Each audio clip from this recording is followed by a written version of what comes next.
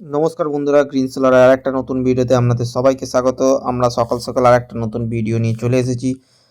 আমার নাম কৌস্তা কুমার সাধুকা। আজকের সমস্ত কিছু ইনফরমেশন এই ভিডিও সম্পর্কে আমি আপনাদের দিয়ে থাকবো। চলুন শুরু করা যাক নতুন ভিডিওটাকে। সর্বপ্রথম বন্ধুদের জানিয়ে রাখা উচিত যে এই প্রজেক্টটা হচ্ছে আমাদের হুগলি জেলার ডানকুনি এলাকায়। আজকের ওয়েদারটাও বেশ ভেজা ভেজা ওয়েদার, ভালো ঠান্ডা হাওয়াও দিচ্ছে। তার মধ্যে আমরা ৫ তলার ওপরে এই কাজটা করছি। আজকে যে কাজটার ইনফরমেশন আমরা দিয়ে রাখি, আজকে যে সোলার সিস্টেমটা ইনস্টল হচ্ছে এটা ১ কিলো সোলার সিস্টেম ১২-২৪ মডেলের এই সিস্টেম।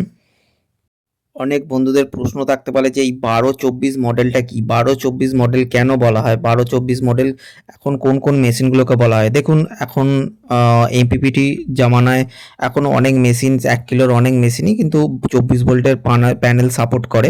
আর তার সাথে ১২ ভোল্টের একটা সিঙ্গেল ব্যাটারি কানেক্ট করা যায়। তাতে সুবিধা হয়, ব্যাটারি কস্টিংটা কম হয়। কিন্তু প্যানেল আপনি ডাইরেক্ট ৫৫০ বা ৫৭৫ এর টপকন বাইফেসিয়াল প্যানেলগুলো তাতে সাপোর্ট করাতে পারবেন। এতে আপনার অল্প রোদেও কিন্তু খুব ফাস্ট চার্জিং হতে পারবে ব্যাটারি। তো দাদা এখানে যে সেটআপটা লাগাচ্ছেন সেটা আমাদের ভিডিও মানে ইউটিউবের ভিডিও দেখেই আমাদের সাথে যোগাযোগ করেছেন এবং এখানে উনি অনেক ভিডিওয়ে দেখেছেন। ওনার personally choice ৫৭৫ Topcon solar panel এবং উনি নিজে থেকেই আমাকে ফোন করে বলেছিলেন যে ৫৭৫ টপকন তার সাথে একটা গামা ১ কিলো ১২-২৪ মডেল লাগবে। তো টপকন প্যানেল বসালে কিছু নিয়মকানুন আছে যেগুলো আমাদের খুব মেনটেন করে চলতে হয়। ৫৭৫ টপকন বাইফেসিয়াল যে প্যানেল তার ব্যাক সাইডেও আপনাদের দেখতে পাবেন যে সেল আছে।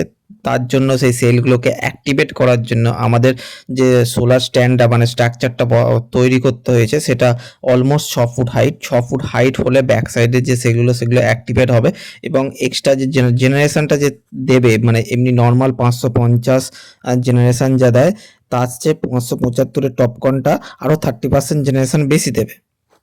তো বন্ধুরা আমরা অনেক রিপেয়ারিং কাজে যখন যাই তখন আমরা একটা প্রবলেম ফেস করি যে সোলার সিস্টেম ঠিকঠাক জেনারেশন করছে না। কেন করছে না? তো আমরা সেখানে ম্যাক্সিমাম জায়গায় গিয়েই দেখি যে সোলারের যে কেবেলটা ইউজ করেছে সেটা এসি কেবেল ইউজ করা হয়েছে। দেখুন সোলারের ক্ষেত্রে কিন্তু ডিসি কেবেল ইউজ করা হয়। এসি কেবেল দয়া করে ইউজ করবে না, তাতে কিন্তু প্রবলেম ফেস করতে হতে পারে। কারণ এসি কেবল সাধারণত ঘরের ভেতরে থাকার জন্য রোদ জল বৃষ্টি না পাওয়ার জন্য তৈরি করা হয়, কিন্তু ডিসি কেবল ডবল কোটেড হয় এবং এইগুলো বাইরের রোদ জল বৃষ্টি থেকে যেন টেকে সেই হিসাব করেই কিন্তু তৈরি করা হয়। চেষ্টা করবেন ডিসি কেবল ইউজ করতে। অনেক বন্ধুরা প্রশ্ন করতে পারেন যে আমি যদি কেবল পিভিসি পাইপের ভেতর দিয়ে নিয়ে যাই তাতে কি সুবিধা হবে? হ্যাঁ, অসুবিধে নেই।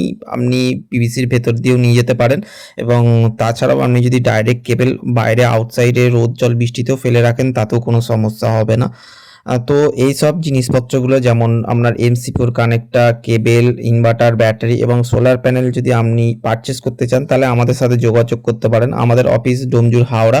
আমাদের ফোন নাম্বার 8775576308 এবং ইনস্টলেশন সম্পর্কিত কোনো রকম ইনফরমেশন যদি আপনি পেতে চান বা ইনস্টলেশন আমাদের দিয়ে করতে চান তাহলেও আমাদের সাথে যোগাযোগ করতে পারেন। আমাদের স্ক্রিনে নাম্বারটা দেওয়া রইলো। ২৪ ঘন্টায় আমাদের ফোন ওপেন থাকে। আমাদের নতুন নতুন ভিডিও যদি আপনাদের ভালো লেগে থাকে তাহলে আমাদের সাবস্ক্রাইব করতে পারেন। আমাদের ইউটিউব চ্যানেলের নাম গ্রিন সোলার। ভালো থাকুন, সুস্থ থাকুন। ধন্যবাদ সবাইকে আমাদের পুরো ভিডিওটা দেখার জন্য।